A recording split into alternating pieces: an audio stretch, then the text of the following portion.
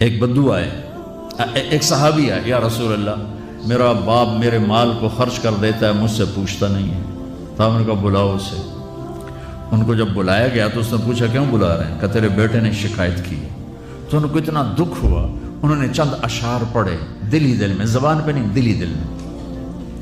اور مجلس میں آ گئے۔ جب پہنچے دربار رسالت تو جبریل آئے ہوئے، یا رسول اللہ اللہ تعالیٰ کہہ رہے ہیں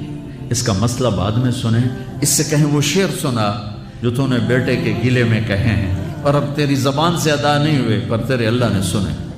تو آپ نے اس سے فرمایا اچھا بھائی تیری گل تو میں بعد سنوں گا، تو پہلے میں نے شعر سنا۔ انہوں نے کہا اشہد انک رسول اللہ، میں گواہی دیتا ہوں آپ اللہ کے رسول ہیں۔ یا رسول اللہ میں نے دکھ میں چند اشعار زبان سے نہیں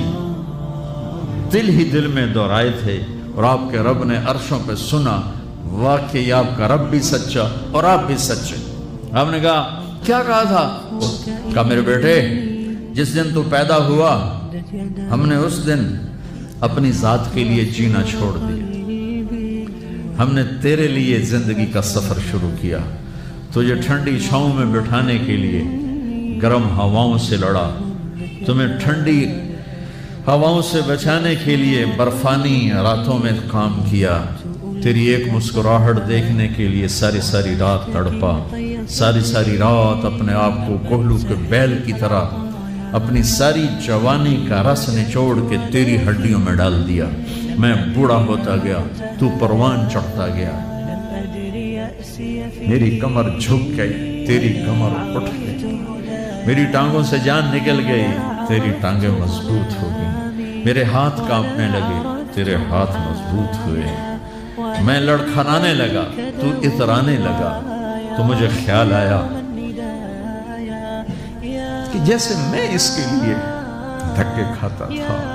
اس کی زندگی کی دعائیں مانگتا تھا، اس کے لیے تڑپتا تھا،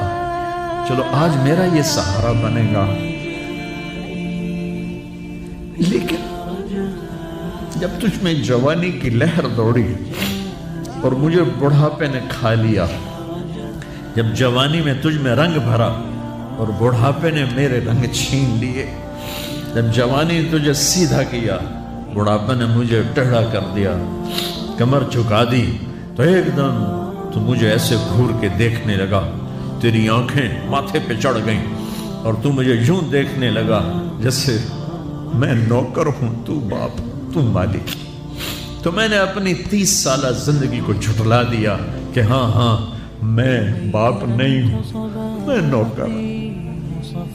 یہ میرا سردار ہے، اگر یہ بیٹا ہوتا تو یوں تو نہ کرتا، اس نے میری راتوں کے تڑپنے کو بھلایا، میرے گرمی سردی سے لڑنے کو بھلایا، کولو کے بیل کی طرف میرے چکر کاٹنے کو بھلایا،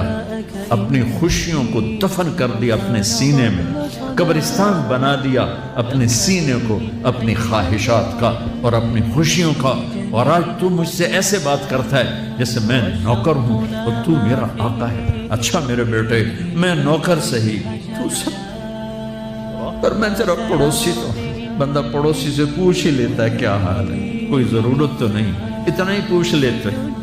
دیکھو میں آج رو رہا ہوں، یہ بڑے دردناک اشعار ہیں،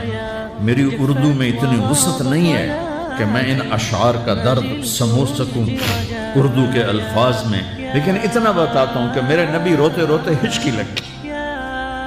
اتنا روئے،